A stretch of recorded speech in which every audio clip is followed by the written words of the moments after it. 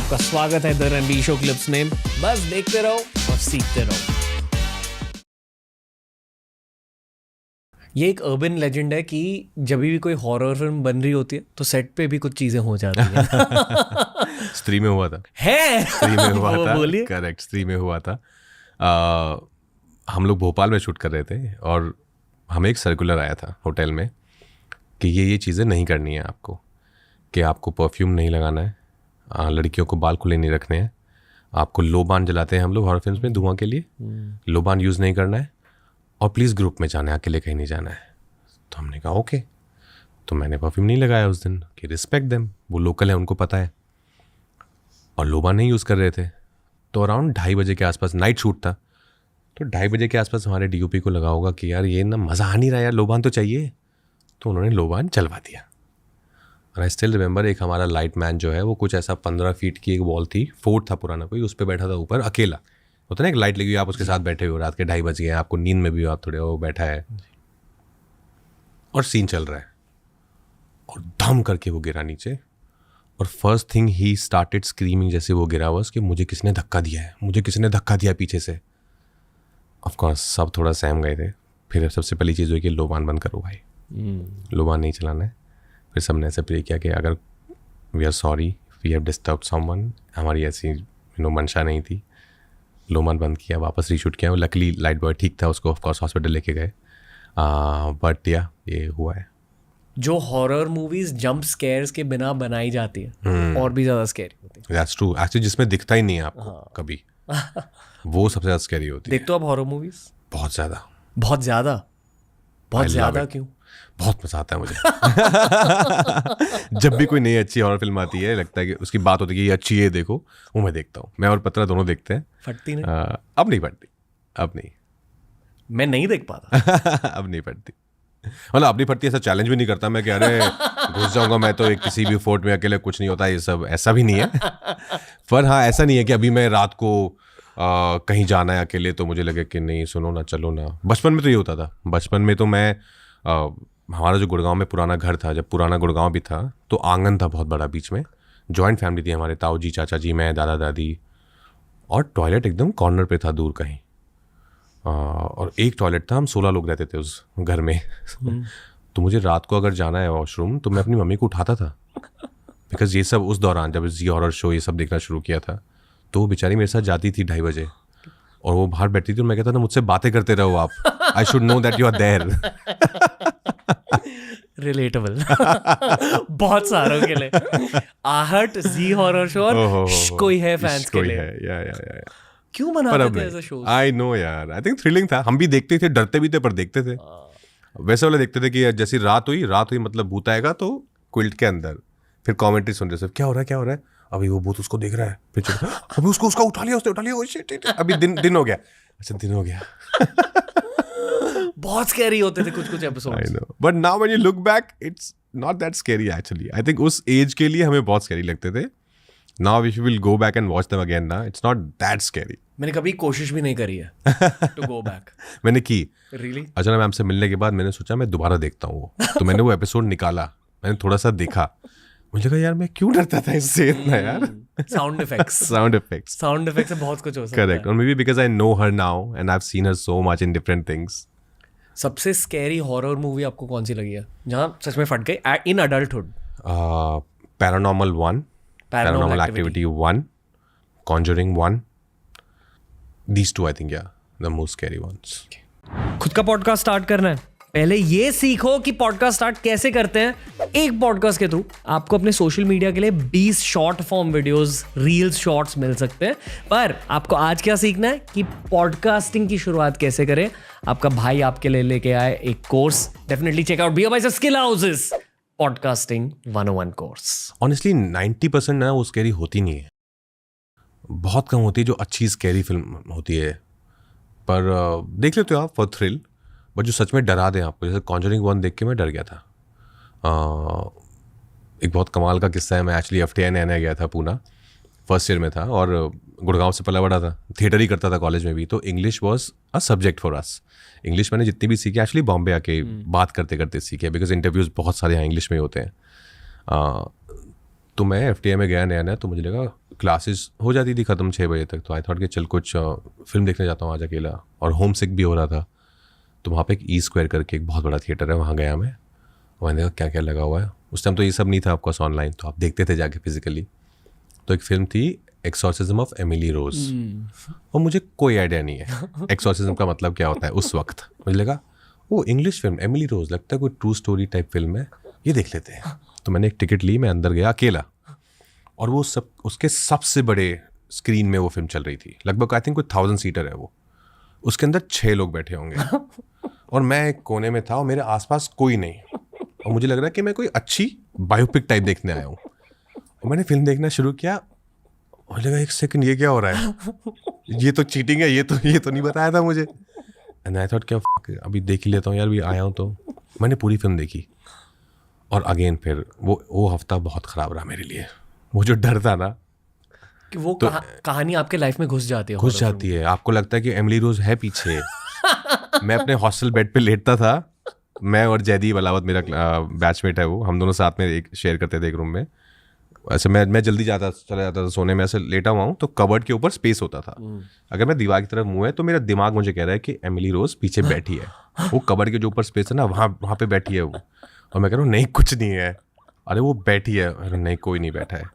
तो फिर मैं अपने आप को बोलता था कि 2 ऑप्शन है, या तो तू बाहर भाग जा सबके साथ चिल कर जाके, और फिर जब जयदीप आए तो साथ में आ जाओ, या फिर तू पलट के देख ले और उसको फेस कर, बैठी होगी तो बैठी होगी, या तो नहीं बैठी होगी ना, बात खत्म हो जाएगी। तो मैं बोलता था कि अच्छा मैं ना पलट रहा हूँ, 3 तक गिनूंगा मैं, 1 2 3।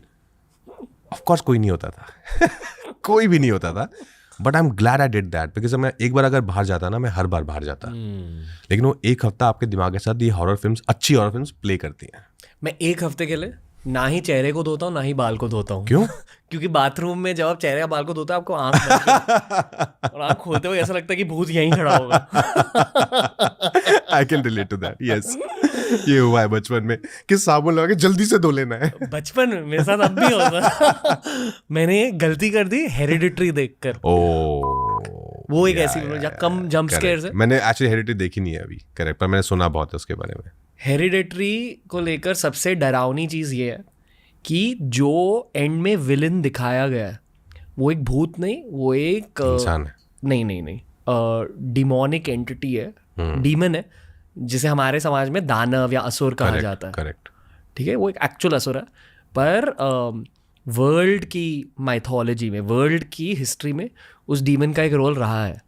जैसे मतलब क्रिश्चियनिटी में चर्चेस होते हैं, जीसस क्राइस्ट की प्रार्थना होती है, उसी तरह क्रिश्चियनिटी में कहा जाता है, बाइबल में मेरे ख्याल से कहा जाता है कि सेटन भी होता है, यानी कि डेविल। करेक्ट। और डेविल के टीममेट्स भी होते हैं या असिस्टेंट्स कह लो।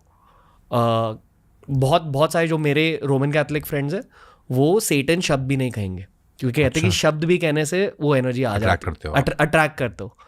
तो एक डीमन है, मैं नाम ले रहा हूँ, सॉरी, जय बजरंगबली पेमॉन, और वो एज अ विलन दिखाए गए हैं हेरिडिटरी में। उनकी पूजा कैसे की जाती है वो सब दिखाया गया। और मेरे एक रोमन कैथोलिक फ्रेंड है, उन्होंने कहा कि जो चीज़ें दिखाई गई है वो उस फिल्म में, डेफिनेटली या तो डायरेक्टर या तो राइटर या तो प्रोड्यूसर खुद शायद उस एंटिटी की प्रार्थना करते होंगे, क्योंकि बहुत एक्यूरेटली दिखाया गया। तो जब आप वो फिल्म देखते हो, उसके स्कैरी सीन सच में आपके दिल के अंदर घुस जाते हैं पिन की तरह। याद है हेरिडिटरी? मैंने वही मिस हो गई है मेरी, ये वाली मिस हो गई है, पर मैंने सुना बहुत है, मुझे मिल नहीं रही एक्चुअली अभी online. I don't know where it is, अभी है नहीं online, but it that's scary man. मतलब सोचो कि इट्स लाइक जैसे OMG 2 जो अक्षय कुमार की थी, देखिए, हाँ ऑफ कोर्स, जब उनके शिवजी वाले सीन्स थे ना, यहाँ तो उनकी एक्टिंग इतनी अच्छी थी, यहाँ तो उस राइटर की श्रद्धा इतनी अच्छी थी कि सच में ऐसा लग रहा था कि शिवजी ने खुद उन सीन्स को डिजाइन किया है। करेक्ट। पीछे नंदी जी चल रहे हैं, वो एक मून वाली सीन है ना जहाँ, करेक्ट, पीछे वो, जब वो आए थे शो पर तो उनसे मैंने कहा कि आई फेल्ट कि OMG 2 में एक एनर्जी एक्ट कर रही थी आपके थ्रू, क्योंकि शिवजी का कैरेक्टर निभा रहे। उसी तरह हेरिडिटरी में मतलब एक्चुअली डिमोनिक प्रेजेंस है उस फिल्म में। जय बजरंगबली, छोड़ो ये सब बातें। नहीं, बट एनर्जी तो होती है ऑफ कोर्स। बचपन में हम सबने किया है ना वो वीजा बोर्ड, वीजा, जहाँ ग्लास कभी हुआ है कुछ आपके ऑफ वीजा? कोर्स हुआ है, पर पता नहीं हम खुद ही लाते थे कि सच में होता था। जब हॉरर मूवी कर रहे हो तो मैंने स्त्री देखी, बहुत अच्छी लगी थी मुझे स्त्री honestly. But do you feel कि आप एक्चुअली उस रेल्म की चीज़ों के साथ थोड़ा सा काम तो कर रहे हो? एटलीस्ट राइटर्स तो कर रहे हैं। ये स्त्री आई थिंक फिर भी क्योंकि एक हॉरर कॉमेडी है तो उसमें थोड़ा सा, क्योंकि माहौल सेट पे ज़्यादातर फन ही रहता था, और उसमें क्या है, हॉरर 20% है, कॉमेडी 80% है, तो वो बैलेंस बहुत अच्छा लगा मुझे। और वो जो सब सीन्स भी हैं जहाँ पे क्लाइमैक्स में वो मेरे पास आती है और मैं ऐसे आंखों में देखो प्यार हमारी गाँव फटी हुई है, कहाँ से लाएंगे प्यार, तो वो सब फनी है। तो उस टाइम डर नहीं लगता था इतना। पर यहाँ रागनी में इसके दौरान बहुत डर था। आपने अगर नहीं देखी तो आई थिंक वो फिल्म देखो आप। It's a genuinely a very slick horror.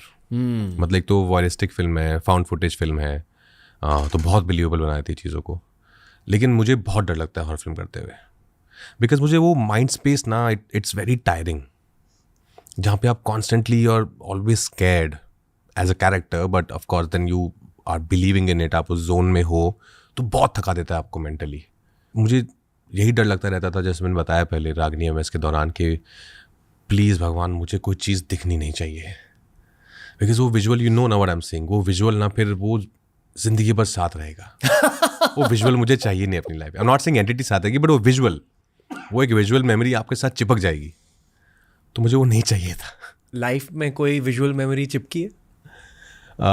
बचपन में मैं एक्चुअली कभी नहीं डरा, पता है, मैं बिल्कुल नहीं डरता था, स्पेशली ये सब ऐसा हॉरर घोस्ट ये सब।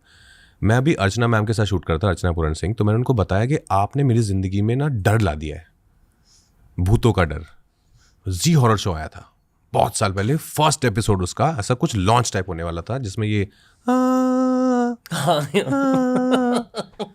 तो मैं अपने मामा के घर था, मुझे आज भी याद है, और मैं, सर्दियाँ थी आई थिंक, मैं एक खाट पे अकेला कंबल बैठ रज़ाई ओढ़ के, और मैं देख रहा था, और आई थिंक मामा वगैरह भी थे साइड में, और मैंने वो देखा, और उसके बाद मैं छत पे जाता था सोने, सॉरी गर्मियाँ थी, छत पे जाता था सोने, और पता नहीं क्या हुआ, मुझे लगा कि ये ना सच है, ऐसा होता है, ये चीज़ें होती हैं, भूत होते हैं, और फिर मैंने छत पे सोना बंद कर दिया।